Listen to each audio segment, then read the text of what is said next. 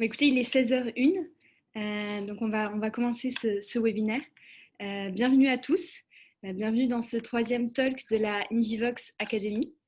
Alors Invivox, c'est une solution qui accompagne les industriels de santé dans la formation et l'information auprès des professionnels de santé. Merci d'être en grand nombre aujourd'hui. C'est super, on voit que le sujet intéresse, donc c'est une très bonne nouvelle. Et alors, je rappelle rapidement le fonctionnement de ce talk. Donc, on a 20 minutes théoriques où je vais du coup vous présenter les astuces d'Invivox pour exploser le nombre d'inscrits à vos webinaires.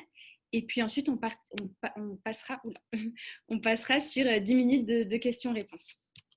Un dernier élément également, tout ce qui sera abordé pendant ce talk est en totale conformité, bien sûr, avec le cadre réglementaire français.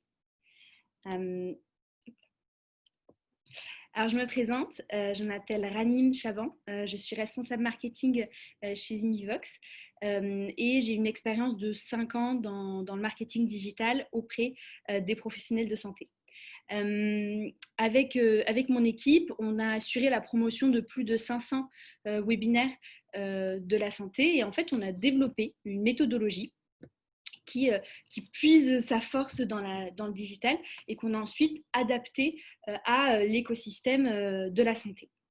Donc le but de ce talk, c'est d'aborder avec vous les 7 secrets d'Invivox pour une campagne virale et impactante. Alors, on en a mis 7, il y en a d'autres, mais le but, c'était de vous donner une vision globale et en même temps assez précise de la méthodologie qu'on a développée. Donc, ça part de votre webinaire, qui est un peu votre produit d'appel, à votre campagne post-événement. Alors, depuis la crise sanitaire qui s'est installée il y a quelques temps tout autour de nous, on est un peu tous passés par une grande phase de questionnement et le webinaire s'est très vite imposé comme la solution pratique et idéale pour combler le présentiel.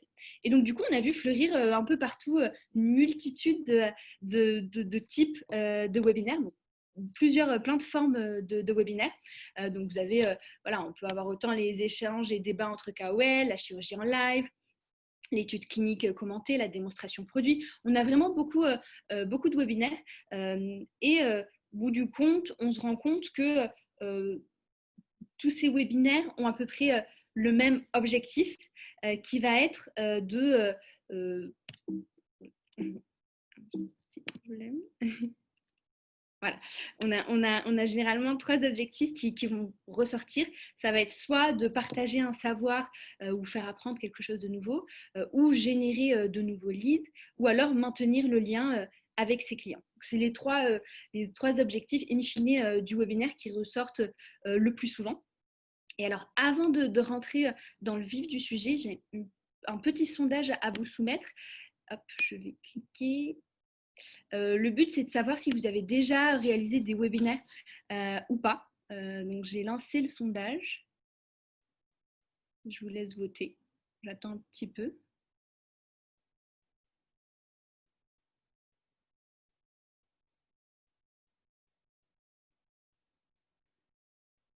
Écoutez, on est à 67. Voilà, donc je vais clôturer le vote. Alors, on a 40% de personnes qui n'ont pas encore réalisé de webinaire, 31% qui n'ont fait entre 1 et 3, 17 entre 3 et 6 et 12% plus de 6. D'accord, bah écoutez, merci pour ces résultats. Je les partage et on va continuer. Alors, la première astuce que je peux vous donner qui est vraiment essentielle, selon moi, c'est de créer un webinaire qui répond aux préoccupations de votre audience. Donc, qu'est-ce que ça veut dire au bout du compte il faut vraiment réussir à trouver un angle d'approche qui va parler à votre audience. Il faut que ce soit quelque chose qui les touche, que ce soit au niveau de leurs préoccupations, soit au niveau de leurs craintes, soit au niveau de leurs envies, soit vraiment un sujet qui va venir les inspirer. Mais il faut vraiment bien réfléchir au contenu pour que ce soit quelque chose qui soit dans l'air du temps et qui parle à votre audience. Et donc, je crois que j'ai un petit problème. Donc voilà, excusez-moi, il faut vraiment réussir à bien trouver cette approche. Et donc ça va partir du titre de votre webinaire qui doit être très bien tourné. C'est pas mal d'avoir quelque chose qui va venir les interpeller avec une question, quelque chose voilà, qui va vraiment un peu provoquer de la réaction chez eux, jusqu'au contenu de votre webinaire, donc le programme, la présentation un peu du webinaire. Il faut vraiment réfléchir un peu à tout ça pour qu'à la fin, vous ayez un produit qui soit vraiment, quand je parle d'un produit, je parle de votre webinaire, mais du coup, que vous ayez une espèce que vous ayez réussi à construire quelque chose qui va vraiment apporter de la valeur à votre cible. Et au bout du compte, le webinaire, c'est une valeur que vous allez donner à votre audience pour des objectifs qu'on a précisés avant. Mais il faut vraiment réfléchir avant à cette notion de valeur.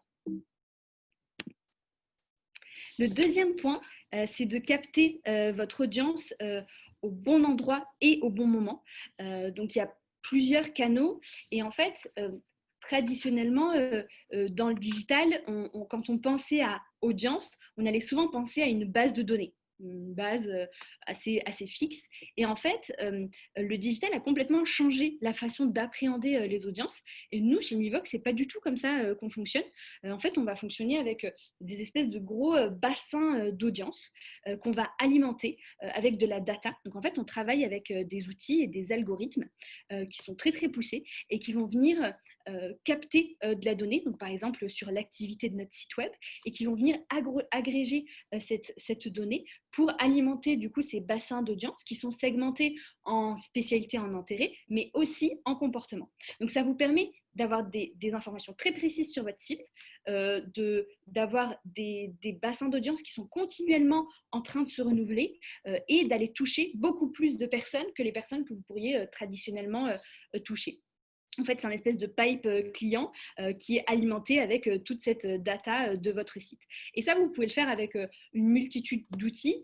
Par exemple, on a Facebook qui va vous permettre de réaliser ça. Alors, Facebook, traditionnellement, c'est un outil qui est très B2C. Mais ils ont réussi à développer un algorithme extrêmement puissant. C'est vraiment impressionnant. Et en fait, cet algorithme, il va placer un espèce de traceur, on appelle ça le pixel, qui va venir être placé sur votre site, agréger cette donnée et ensuite vous proposer, alimenter du coup ces bassins d'audience. Et à partir de ces bassins d'audience-là, ça va venir chercher une audience similaire. C'est une audience qui ressemble en tout point au point que vous allez retrouver dans votre audience à vous. Donc ça vous permet d'aller beaucoup plus loin et d'avoir du coup des canaux qui scale, qui continuellement vont aller chercher de la donnée, chercher de nouveaux clients. Et donc c'est quelque chose qui est extrêmement intéressant. Donc, on a parlé de ces outils, de ces canaux qui vont venir agréger de la donnée. Vous avez LinkedIn aussi, qui est un outil extrêmement intéressant, extrêmement puissant. LinkedIn, vous allez plutôt l'utiliser pour faire parler vos KOL. Ils ont des choses extrêmement intéressantes à dire et donc ils vont venir prendre la parole, ils vont venir présenter un petit peu du contenu et donc vous allez réussir à avoir une viralité qui est très très intéressante. Vous voyez, on a facilement du 400 likes, du 8000, on peut avoir un nombre très important de vues et c'est ce qui fait la force de LinkedIn. LinkedIn va favoriser la viralité, il va favoriser du coup tout ce partage. Donc vous pouvez vous appuyer sur vos KOL et vous pouvez aussi vous appuyer sur votre force commerciale. Très intéressant aussi. Ils ont également un réseau et donc le fait de s'appuyer un peu sur cette force commerciale, ça va aussi permettre de créer une émulation autour de votre webinaire et de lui donner une portée très très importante. Petit conseil sur LinkedIn, faire très attention à toujours bien taguer toutes les institutions, les personnes qui ont avoir une relation avec le webinaire pour encore une fois donner plus de viralité. Alors, je vous ai parlé de deux canaux, il y en a beaucoup. Il y en a beaucoup et on ne va pas pouvoir tous les aborder, mais concrètement, moi, je vous conseille d'aller tester à chaque fois. Mais la seule chose à faire, c'est vraiment bien réfléchir en amont, à s'adapter au code de ce canal. Parce que chaque canal a une façon de communiquer spécifique. Et si on veut réussir à bien les toucher, il faut vraiment réussir à trouver la façon de communiquer pour chaque canal. Donc, décliner votre même campagne pour chaque canal. C'est quelque chose qui est très important. Alors, on a touché notre audience. Ça, c'est clair, mais ça ne suffit pas. Ce qu'il va aussi falloir faire, c'est multiplier les points de contact. Donc, attention, on ne parle pas du tout de matraquage publicitaire. Ça, c'est quelque chose qu'on ne veut pas du tout faire. Par contre, c'est le fait d'apporter une même information sous différentes formes, différents canaux, tout au long de la digital journée de votre audience, ou alors aussi sous plusieurs formes. Vous allez la fractionner et l'apporter en petits morceaux à votre audience. Le but, c'est de nourrir vos leads au fur et à mesure. Et donc, c'est extrêmement important. Multiplier les points de contact, vous pouvez le faire aussi en faisant du reciblage par rapport à la data que vous avez récoltée du trafic de votre site. Et donc, une personne qui a visité une page au sujet du webinaire mais qui n'est pas passée à l'action, vous allez pouvoir lui remontrer la publicité sous différentes formes avec différents arguments jusqu'à la convaincre de s'inscrire et donc récupérer un lead que vous auriez pu, si vous l'aviez juste touché, le perdre complètement. Donc, c'est extrêmement intéressant de multiplier ces points de contact. Par contre, soyez vigilants, ça c'est un conseil, faire très attention au moment auquel vous envoyez cette information et à quelle fréquence. Moi, je vois très souvent des cas où voilà, on va partir à gogo sur de la promotion et de la promotion, mais on va finir par lasser notre cible. Donc ça, il faut faire très attention. Des petits inputs, par exemple, sur si vous lancez des campagnes d'acquisition payante, des publications sponsorisées, il faut faire attention à jamais dépasser 3 ou 4 en répétition. Sinon, ça fait trop et ça va lasser votre cible. Donc, jamais 3 ou 4. Le taux de désinscription de vos emails, il faut absolument qu'il soit en dessous de 0,5%. Ça, c'est quelque chose qui est aussi très intéressant de suivre. Si vous voyez que votre taux de désinscription change un petit peu trop, vérifiez. Il y a peut-être quelque chose qui ne va pas dans vos points de contact. Donc, toujours en dessous de 0,5%. Quand vous êtes à 0,20, ça, c'est quelque chose de très bien. C'est-à-dire que votre audience vous écoute bien. Nous, chez Univox, on se situe entre 0,18 et 0,23. Alors, la quatrième astuce, si vous voulez réussir à exploser vos nombres d'inscrits à vos webinaires et qui est vraiment essentiel. Alors là, pour le coup, c'est un des points les plus importants et qui est le plus négligé, c'est d'adopter les codes du copywriting digital. Donc, qu'est-ce que c'est? Le copywriting digital, en fait, c'est l'art de rédiger du contenu pour qu'il soit adapté au digital et pour qu'il amène à un objectif qui est la conversion. Et donc, vous allez réfléchir à un contenu qui est complètement différent parce que, en fait, l'expérience offline ou l'expérience papier, elle est très différente. L'expérience digitale, c'est une expérience qui a des codes spécifiques et si vous n'arrivez pas à les adopter, si vous n'arrivez pas à fractionner l'information, à la construire de la bonne manière pour votre audience, vous allez passer en dessous des radars et vous n'allez pas, l'attention de votre audience ne va pas être captée et votre campagne ne va pas avoir de visibilité. Donc, c'est extrêmement important. Et donc, petite information, il faut savoir que en moyenne, l'internaute moyen reçoit par jour entre 4 000 et 10 000 messages commerciaux qui peuvent prendre plein de formes entre l'online et l'offline, mais on parle quand même de 4 000 à 10 000 messages. C'est énorme. C'est énorme et donc ça veut dire que vous n'avez qu'une fraction de seconde pour attirer l'attention de votre audience. Et si vous loupez cette fenêtre, c'est possible que ce soit complètement raté. Donc, c'est pour ça que réfléchir en amont et bien construire en s'adaptant au copywriting digital, ça va vous permettre d'accrocher votre cible pour éviter justement que vous soyez perdu au milieu de l'information. Donc, pour vous illustrer ça, par exemple, vous avez ici le texte d'un webinaire très intéressant, très dense. Et donc, moi, je considère toujours que ce texte-là, c'est un diamant à l'état brut. Et nous, en fait, notre rôle, ça va être de tailler ce diamant pour lui donner sa forme, donc adaptée au digital. Donc, il y a toujours du contenu extrêmement intéressant et nous, on va venir extraire l'essence de cette information pour la construire sur un style différent pour amener à l'action, qui est l'objectif qu'on veut. Donc concrètement, si vous voyez ici sur cette page-là, on va essayer d'avoir une page très très aérée, on va avoir des phrases courtes avec des verbes d'action, des phrases qui vont essayer d'être impactantes, l'interrogation, ça fonctionne très bien, les pictogrammes, toujours appuyer le texte avec des pictogrammes pour imprimer un petit peu plus. Le bouton call to action, très très clair, très très visible, il faut qu'on arrive à pousser à appuyer. La numérotation, ça fonctionne aussi très bien. Vous avez voilà, les couleurs, vous avez un peu tous ces éléments qui sont extrêmement importants. Et le but du copywriting digital, c'est de se dire, moi, je veux que mon audience, elle lise cet argument, elle clique sur ce bouton pour faire cette action.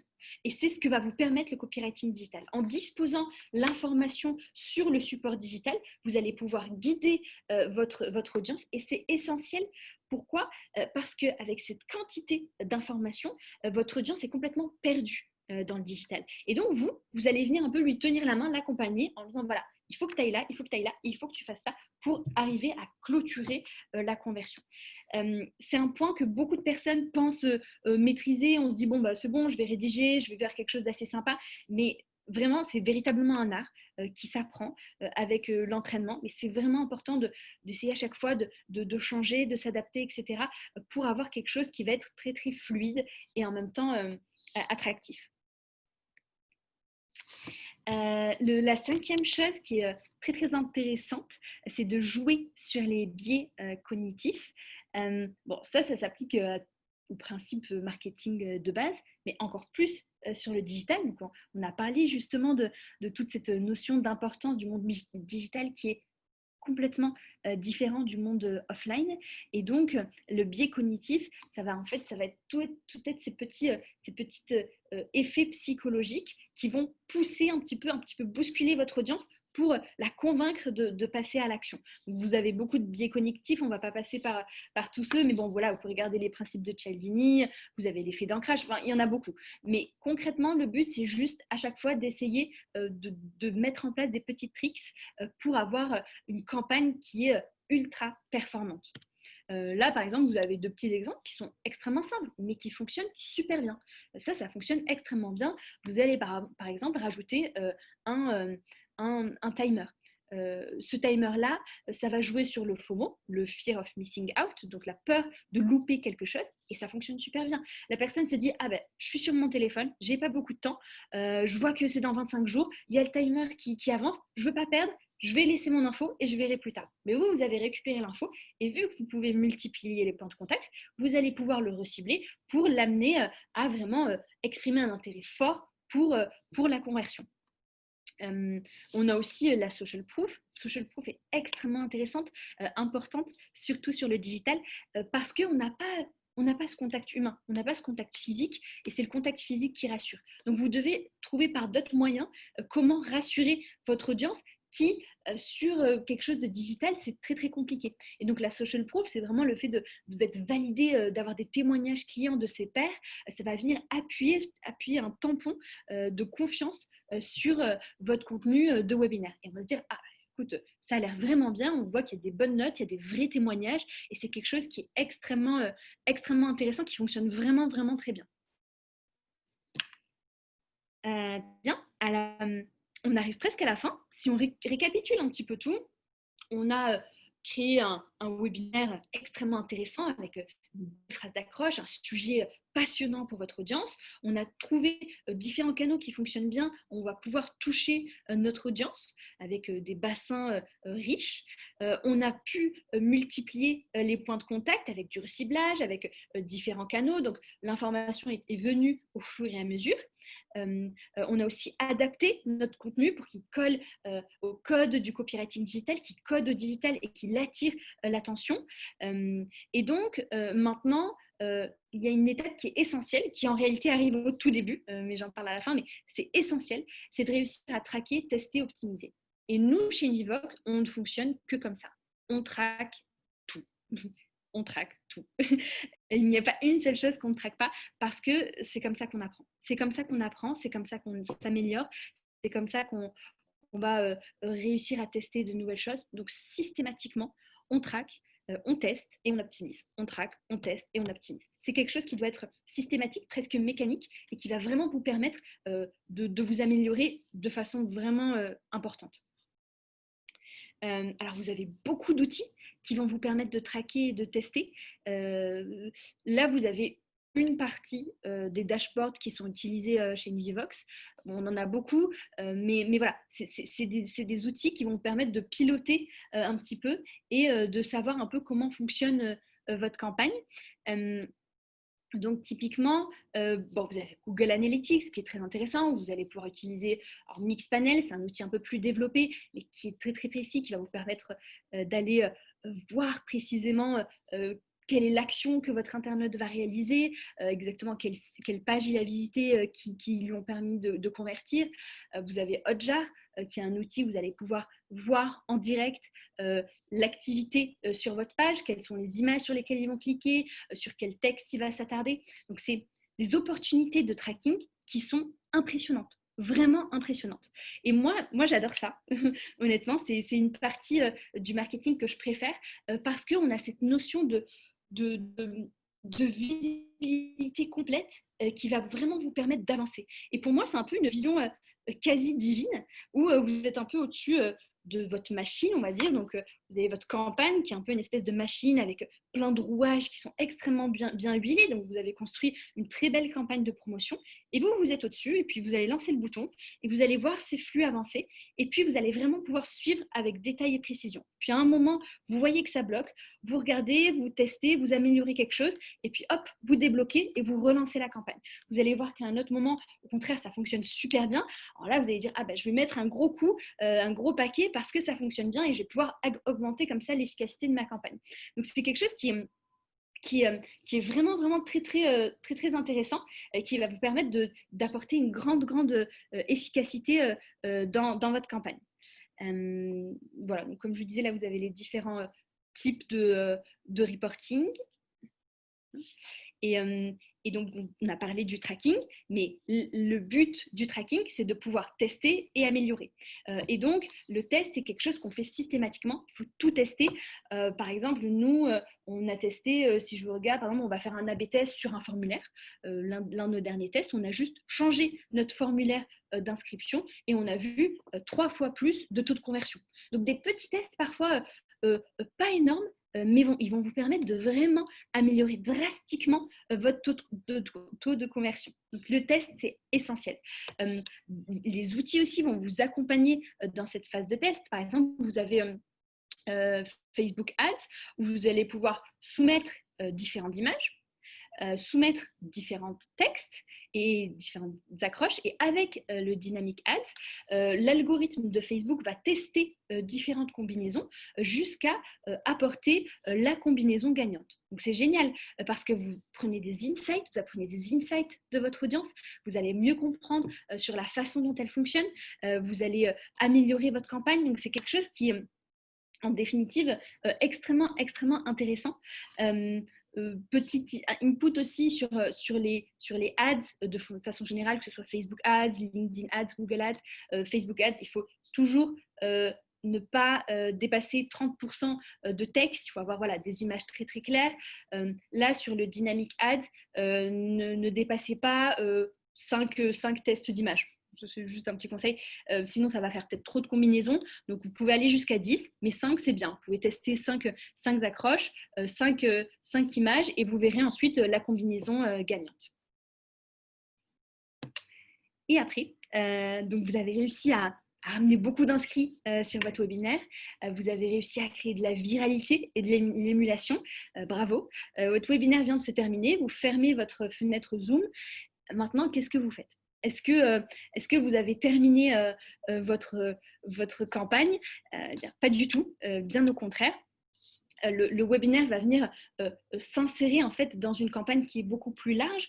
Tout d'abord, votre webinaire en lui-même, vous allez pouvoir le continuer à l'alimenter après avec le replay, mais également avec d'autres contenus. Là, vous avez par exemple un exemple de continuum d'éducation.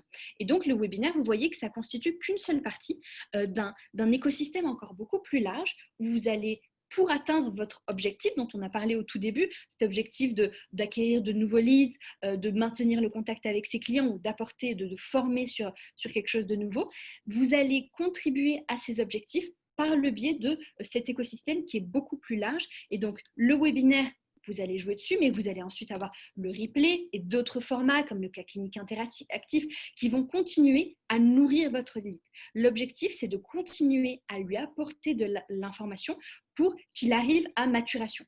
Vous avez la dolisation. Alors ça, il y a un webinaire qu'on a déjà réalisé à ce sujet. C'est le fait de digitaliser son KOL.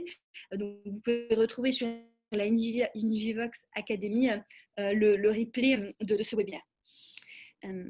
Donc là, je vous ai montré le devant de la machine. C'est ce que la personne va recevoir, votre audience, elle va recevoir ce webinaire, ce replay et ces différents contenus. Et donc, je vais vous laisser jeter un coup d'œil sur l'arrière de la machine. Je vous ai parlé de ces espèces de rouages, et vous avez ici par exemple un funnel. Donc le funnel, c'est cette espèce de parcours d'entonnoir qui part de la toute première interaction de votre audience, le premier moment où il entend parler de vous, toutes les interactions qui vont suivre, tous les contenus qu'il va recevoir, toutes les actions qu'il va entreprendre, jusqu'à arriver à l'objectif final que vous avez défini. Donc ça s'appelle le funnel. Et donc, c'est une mécanique assez développée. Vous allez avoir plein de phénomènes, en fonction d'une action, vous allez avoir un résultat pour arriver à la maturation du lead. On arrive à la fin de cette présentation. En conclusion, si je devais un peu récapituler un peu tout ça, si vous voulez vraiment réussir à exploser le nombre d'inscrits à vos webinaires, alors je sais qu'on est passé par beaucoup d'outils qui, alors je ne sais pas si vous les utilisez ou pas, mais si vous ne les utilisez pas, ça peut paraître très lourd et compliqué. Alors oui, c'est des outils qui demandent beaucoup de travail, beaucoup de temps, voilà, c'est des outils qu'on acquiert avec beaucoup d'implication. Mais au bout du compte, si on veut partir juste sur des conseils simples, juste en pensant très bien votre contenu, en soignant très bien votre contenu en fonction de la cible pour avoir quelque chose de clair et impactant, en répétant l'info sous différentes formes et en vous adaptant à chacun de vos canaux et en traquant et en testant chacune de vos actions. Vous avez des moyens de tracking qui sont très très simples. Vous allez déjà réussir à avoir de très très bonnes améliorations sur vos webinaires. Écoutez, je suis arrivée à la fin. J'espère que ce webinaire vous a plu. Alors, j'ai une dernière question justement pour que vous me donniez vos petits avis. C'est quelque part... Mais écoutez, je vais trouver. Je ne trouve pas. Mais écoutez, je vais vous laisser poser vos questions. Ah, c'est là, c'est le sondage. Donc, je vais venir poser le deuxième sondage. Hop, voilà. Hop, voilà. Donc ici, vous pouvez poser votre question, votre réponse, pardon. C'est juste pour savoir si j'ai répondu un petit peu à vos attentes.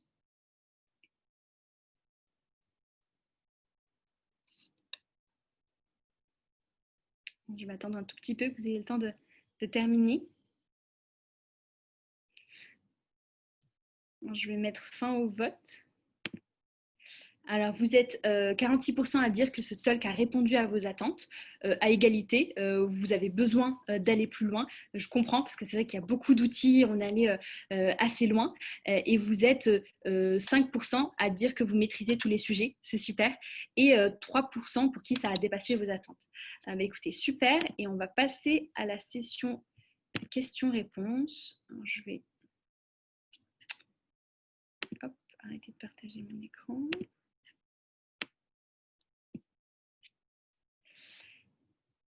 Alors, j'ai un petit peu dépassé le temps. Comment utilisez-vous le replay? Alors, le replay, c'est quelque chose d'extrêmement important. Je dirais que ça prend limite autant d'importance que la promotion en elle-même. La promotion va vraiment jouer sur comme je vous disais, cette espèce de FOMO. Et le replay, c'est quelque chose qui va pouvoir être joué dans le temps jusqu'à une période très, très, très longue où, du coup, vous allez faire vivre votre replay. Et en fait, au bout du compte, même si vous n'arrivez pas à ramener beaucoup d'inscrits, c'est pas très grave. C'est pas très grave parce que grâce au replay, vous allez pouvoir réapporter ce contenu-là à de nouvelles audiences, à votre audience qui n'avait peut-être pas le temps de venir le jour même. Et ça va vraiment vous permettre de continuer à capitaliser sur ce contenu qui est du compte d'une très très grande qualité. Hop. Alors, on a une question sur les KOL, comment mobiliser ces KOL. Ils sont souvent très pris. Alors oui. Bon, alors là, pour le coup, il faut essayer de trouver un petit peu l'approche. Si on parle de la dualisation, comme je vous disais, vous avez le webinaire, vous avez pas mal d'input justement sur ce sujet-là. La question de la dualisation, c'est aussi un sujet qui les intéresse beaucoup. Alors, on demande des exemples de canaux pour la multiplication des points de contact. Déjà, le reciblage publicitaire, ça, vous pouvez le faire avec Google Ads, LinkedIn Ads et Facebook Ads. Et ça, c'est une personne qui a visité une seule fois votre page, vous allez pouvoir la recibler au fur et à mesure. Et ensuite, la multiplication des points de contact, c'est avec toute votre campagne de façon générale. Nous, on a nos audiences qui sont très... en fait, on arrive à créer du coup ces bassins-là et un même médecin, il va pouvoir recevoir un email sur LinkedIn, voir un post sur LinkedIn aussi, voir une publication sur Facebook et recevoir un email. Ça, c'est quelque chose qui arrive très, très fréquemment parce qu'on va réussir à alimenter ça. Par contre, ce sera vraiment tout au long du temps et pas au même moment. Alors, je regarde, il y a pas mal de questions. Alors, le smart replay, on en reviendra un peu plus tard. Il y a beaucoup d'autres façons d'apporter la formation, de partager de l'information autre que le webinaire. Donc, il y a le smart replay, il y a le cas clinique interactif. Ça, si vous voulez, on en reparlera. Je crois qu'il y aura un autre webinaire à ce sujet, mais on pourra aussi vous apporter plus d'infos. Ok. Écoutez, je crois qu'on a un petit peu dépassé l'heure. On a une dernière question sur le temps de promotion entre le début de la promo et la date du webinaire. Alors ça, en fait, ça va être très... chez nous, ça va être assez aléatoire parce que ça va beaucoup dépendre du coup, de votre expert qui va peut-être vous donner une date très très courte et vous allez vous retrouver avec une période de promotion très très courte. Nous, ça nous arrive assez souvent, on ne préfère pas, mais il faut toujours réussir à ruser dans ces cas-là. Je pense que le minimum, c'est au moins 2 semaines, mais il faut que la promotion soit complètement prête. Au moment où on appuie sur le bouton de la machine et la fin du webinaire, il faut au moins 2 semaines sur un webinaire gratuit. Quand on est sur du webinaire payant, c'est des prix qui sont beaucoup plus élevés. Après, bien sûr, plus on attend, plus on va réussir à débloquer du coup les petits bugs dans ces espèces de rouages et à améliorer la campagne. Donc 2 semaines, c'est le minimum syndical, mais il nous faut beaucoup plus pour arriver à avoir une vraie campagne qui fonctionne bien. Alors écoutez, on a d'autres questions. On ne va pas pouvoir revenir sur tout de suite, mais on reviendra vers vous. N'hésitez pas à nous contacter si vous avez d'autres questions. Voilà, avec grand plaisir, on pourra échanger. Écoutez, à très bientôt et je vais du coup clore ce webinaire. Merci, au revoir.